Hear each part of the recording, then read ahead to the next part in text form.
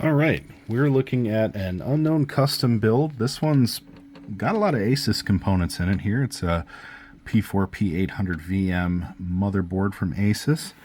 It's only got 512 DDR in it, but it can handle up to 4 gigabytes, which really isn't bad for the era. This can take up to a P4 at 3.4 with hyperthreading, but it's got a Celeron D in it at 2.8, which isn't too bad. The Asus V9180 Magic is a 64 meg video card, but it has the composite video out, which is pretty cool. I'm actually pretty excited about that. And it does actually have an air card in it. Now the antenna's missing, but I'm not too concerned about that in all honesty.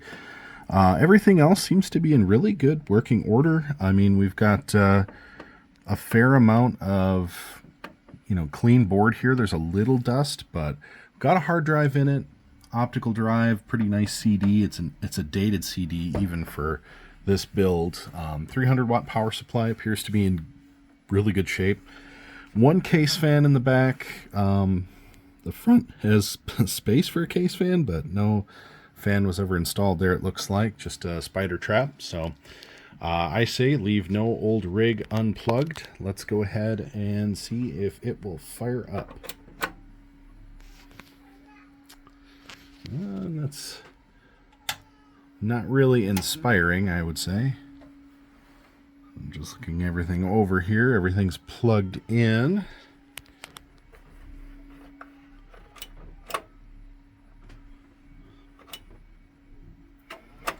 Ooh, just had to hold the power button a little longer. Some of these older rigs, you had to do that, I guess. Seems to have fired up. Now I'm connected to the video card right now for display purposes. So we aren't seeing any display through the card yet. That being the case, I think we're going to go ahead and connect to the board.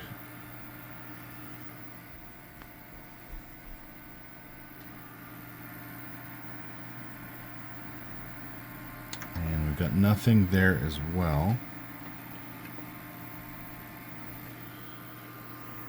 Alright, well, let's go ahead and shut her down.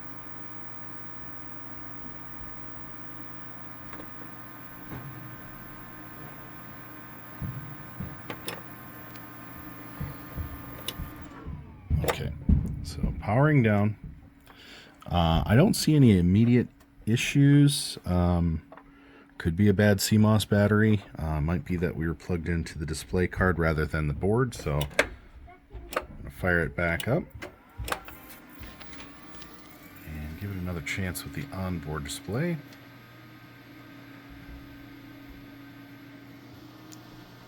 No dice there. I don't see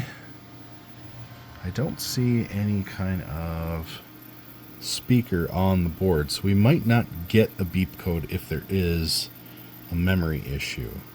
The other possibility is the processor might be unseated, since we just had that on another machine. So power this one down, take the heatsink back off, reseat the processor, and see if that changes anything. Okay, so we've reseated the processor. I'm going to go ahead and try and fire it back up and see if we get any life this time. I did plug the video cable back into the graphics card. And I did actually screw it down this time. I hear the hard drive going, but I don't have any display. So let's go ahead and switch the VGA over and see if we get any display. Okay, so we've got it plugged into onboard video and still no display. Again, no beep codes. There's no beep speaker on the board. So we're going to go ahead and shut it down. Turn it back on. I do hear the hard drive access working. But again, nothing on the display. So the next possibility here Well, one, I can see that our graphics card actually is not mounted properly, so that's going to be causing an issue. And two, it's possible we have a memory issue. So we're going to go ahead and shut her down and reseat the graphics card, and I think we're going to reseat the memory as well. Okay, so we've reseated the memory. I reseated the graphics card. The VGA is plugged into the graphics card. So we're going to go ahead and hit the power button. And first we're going to turn the power supply back on. We'll hit the power button and see if we get anything this time.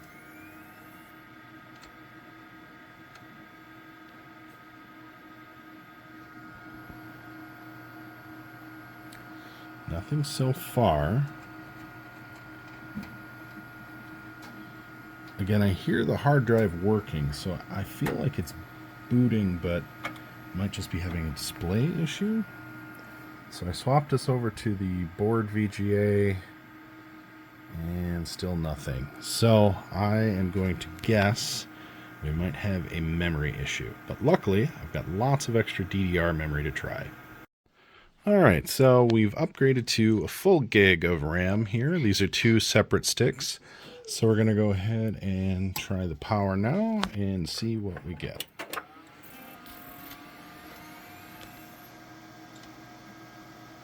Again, I am connected to the graphics card here. No display through that. So, let's swap it to the onboard.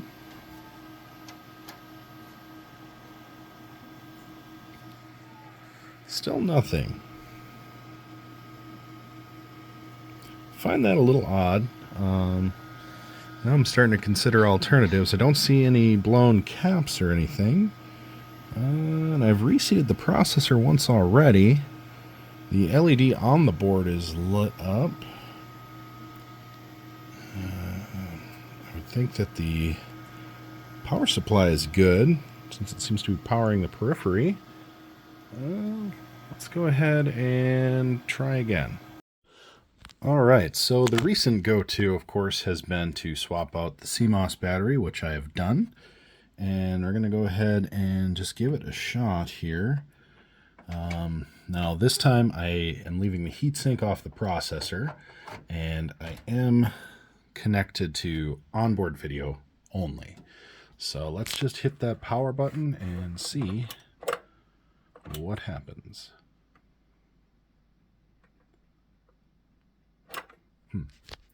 Oh, helps if you turn on the power supply, of course. Okay.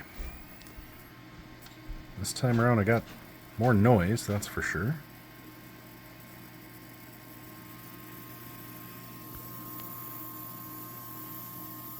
Still no display. Again, we don't have a beep speaker. Okay, that shut down right away. So I'm assuming the reason for that is the processor started to overheat. So I'm going to go ahead and put the heatsink back on it and try it again. Okay, heatsink is back on the processor. Power button. So you can see everything appears to be working. No display.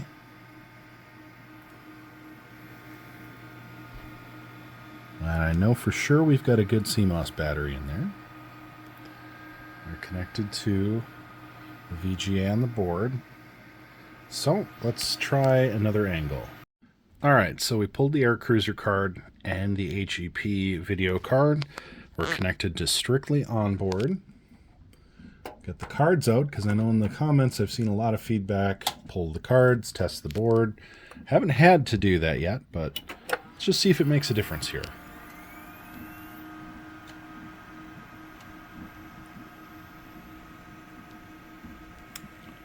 Unfortunately, it does not. So, again, in the absence of a beep speaker, which I find a little bizarre. Most motherboards seem to have them, but no matter. In the absence of it, we just continue to troubleshoot here. Since I replaced the RAM, I think it'd be worthwhile to go ahead and just bring it back to the original memory configuration and see if that makes a difference, because there's a chance that the processor was just not seated properly, and these two RAM sticks may be incompatible, or it could be that they are both dead. So let's go ahead and do that and see where we turn up. Okay, original memory is in the case. We've got the power supply hooked back up. Now again, we're using onboard graphics and original memory, and wouldn't you know it, it boots.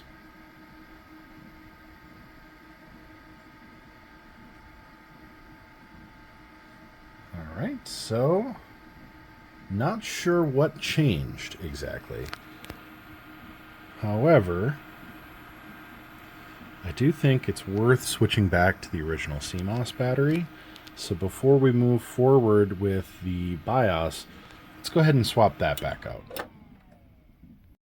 Alright, so since I've confirmed a boot, and because I live dangerously, I went ahead and loaded this thing up with 3 gigs of total RAM. The HyperX in there, those are gig sticks. And then we've got the other gigabyte I was trying to work with before. Now, when we booted it up, it was showing 333 DDR RAM. However, the stick it came with is rated at 400 megahertz. So I don't see why this 400 megahertz set of RAM wouldn't work. Now, this motherboard is rated for 400 megahertz as a top end for the RAM. So I went ahead, I put all the cards back in. I'm going to go ahead and hook up to the video card this time. And I want to see, first of all, I like this video card. I like this case. I want to see this thing up and running, because if it runs and it boots and it runs well, I think I might actually use this. So let's go ahead, now that everything's back in place, turn on our power supply and see if it boots with this configuration. And again, we have the original CMOS battery in there.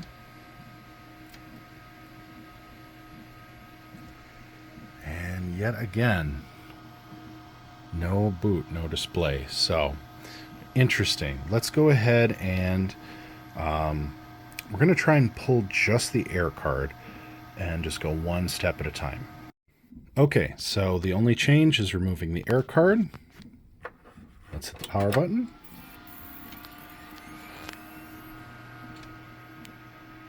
And as you can see, we've got nothing. All right, so let's try and remove the 2 bare sticks of RAM and go with just the HyperX. All right, 2 bare sticks have been removed. We still have the air card removed. We'll try this configuration.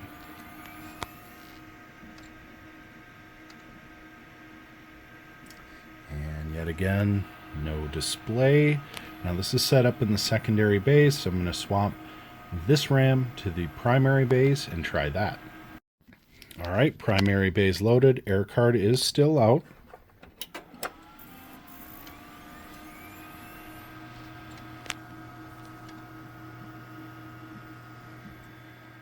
Okay, bizarre. So, still not working. Now, I know this is rated for this frequency of RAM, so I'm wondering if there's a jumper setting that needs to be adjusted to accommodate for the speed.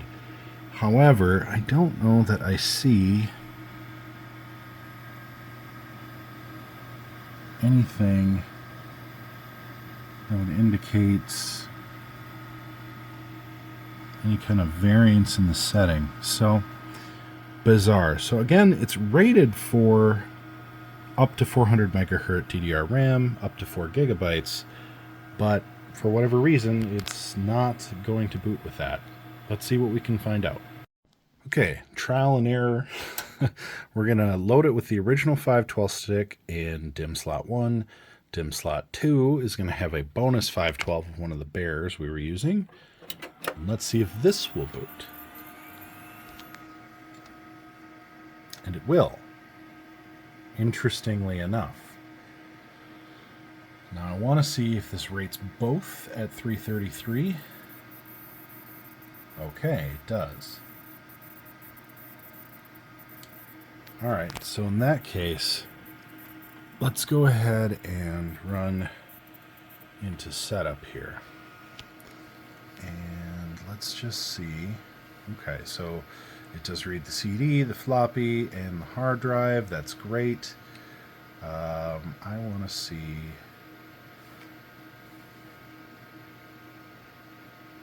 Okay, so we've got 2.8 gigahertz Celeron. That's great. How about our chipset?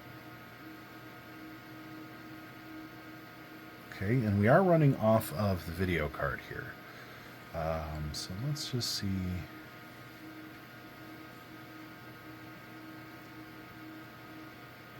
Okay, CPU's running a little hot, but not terrible. We can get some new thermal grease on that eventually.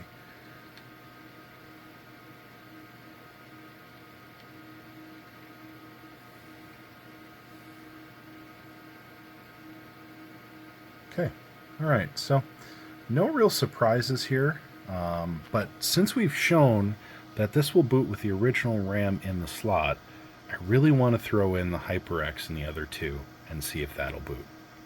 Okay, so again, we've got the original stick of RAM in slot 1. Slot 2 is an upgrade with another 512, and then we've got 2 gig sticks in slots 3 and 4.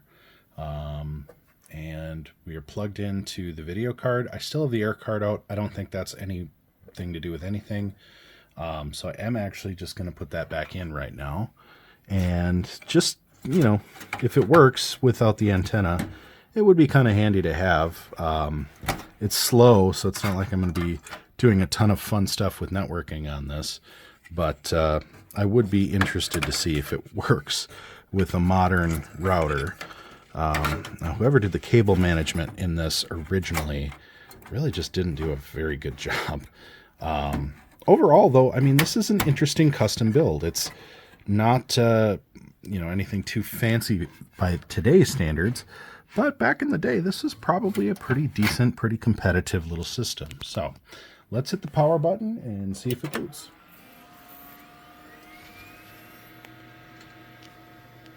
And it does. Let's see how it reads out.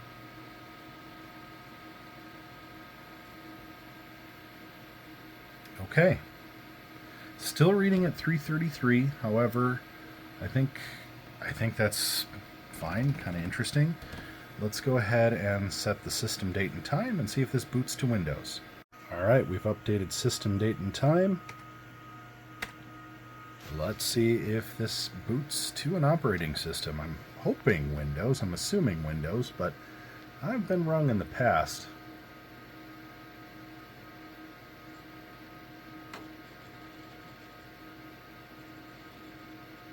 Windows 98. Insufficient memory to initialize Windows. That's really surprising. So this is configured with Windows 98, which probably is why it's not recognizing 400 megahertz DDR RAM. It's also probably why it's not recognizing 3 gigabytes of RAM. It's probably just too much for the system to boot to. Interesting, though, we do actually have Windows 98, and it's got a wireless networking card with it. Now I'm just curious. I have to know what they were using this system for. And that being the case, I think we're just going to eject the 2 gigabytes of RAM we put in here and just see what's going on with this Windows 98. That to me is just astounding. I was expecting Windows XP, honestly, 2.8 gigahertz. I'm flabbergasted that they were running Windows 98 on this chipset. So let's go ahead and try it again with the boot and go from there.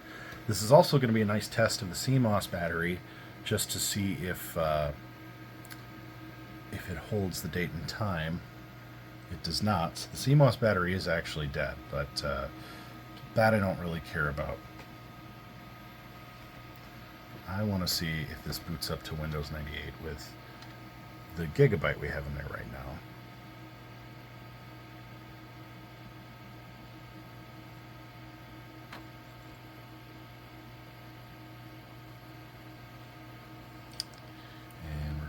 ahead and boot normally.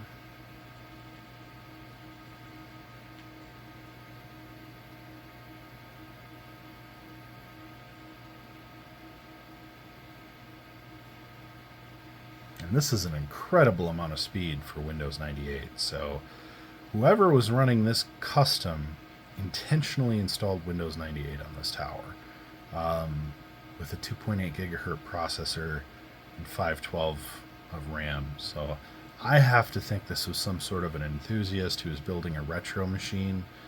But I have to say I'm still a little blown away that this is what we're seeing. This has to be one of the more surprising boot ups that we've had. I'm very happy it does boot. I'm just astounded that it's booting to such an old operating system. And it makes me wonder if this is Windows 98 first edition. I assume it must be second edition, but there again, it's also kind of hung up here. But Windows 98 isn't exactly known for speed either. Yes, we don't need a mouse.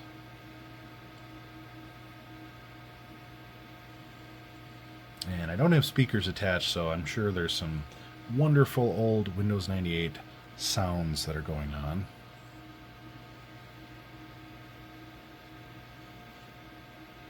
It also makes me wonder a little bit if there's some sort of a drive partition on here. And if that is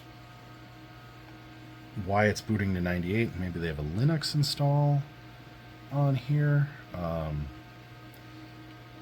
Your guess is as good as mine. I haven't looked at this hard drive, but let's go ahead and we'll update system date and time because it's going to want that. And the time I don't really care about, but we'll at least give it the proper date.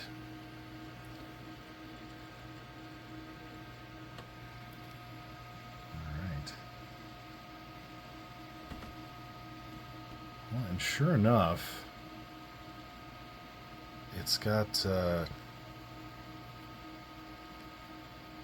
some interesting stuff on here. It looks like this is maybe a graphic design company that had this computer. I have to say I'm really surprised. Some sort of a sticker company, I guess. WinRAR, yeah, so they must make vinyl. Let's see here. Let's go into settings, and let's just see. We're not going to run a Windows update. Oop. Enable multi-user settings. Sorry, I hit a button here. I was dropping my keyboard. Let's just see. So it doesn't actually read the processor. It is second edition, but it doesn't read the specific processor that's actually in here. It does read a gig of RAM, which is kind of amazing. Alright, let's go ahead and I'm just curious if we can get into Documents folder first, just to make this easy. Let's see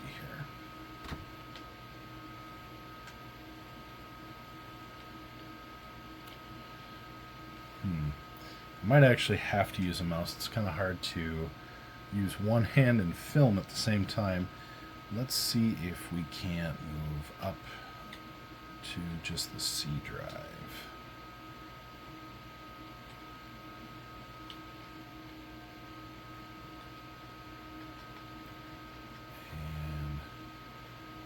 Just curious. Okay. I'm wondering if there's a boot partition on here, but I'll dig into this and we'll do a conclusion video here in just a second. Alright, so after much trial and error, I did find that this is the only installed operating system on this disk is Windows 98, which leads me to believe that probably the business bought some components to build a computer and just swapped over the hard disk. It doesn't read the processor. It reads the memory, but it's pretty much at its max. I mean, it's not bad, but it's definitely not utilizing the processor that's in here.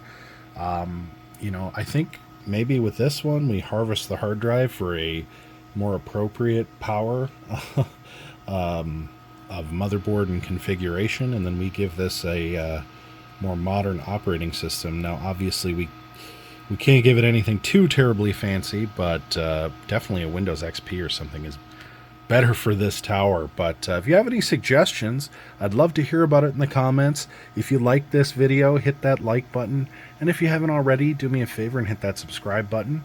I do like providing this kind of content for you guys, and I'd love to hear from you. I do respond to all comments. So thanks again for watching, and have a great rest of your day. Alright, so after much trial and error, I did find that this is the only installed operating system on this disk is Windows 98, which leads me to believe that probably the business bought some components to build a computer and just swapped over the hard disk. It doesn't read the processor. It reads the memory, but it's pretty much at its max. I mean, it's not bad, but it's definitely not utilizing the processor that's in here. I think maybe with this one we harvest the hard drive for a more appropriate power of motherboard and configuration, and then we give this a more modern operating system. Now, obviously, we can't give it anything too terribly fancy, but definitely a Windows XP or something is better for this tower. But if you have any suggestions, I'd love to hear about it in the comments. If you like this video, hit that like button, and if you haven't already, do me a favor and hit that subscribe button. I do like providing this kind of content for you guys, and I'd love to hear from you. I do respond to all comments. So thanks again for watching, and have a great rest of your day.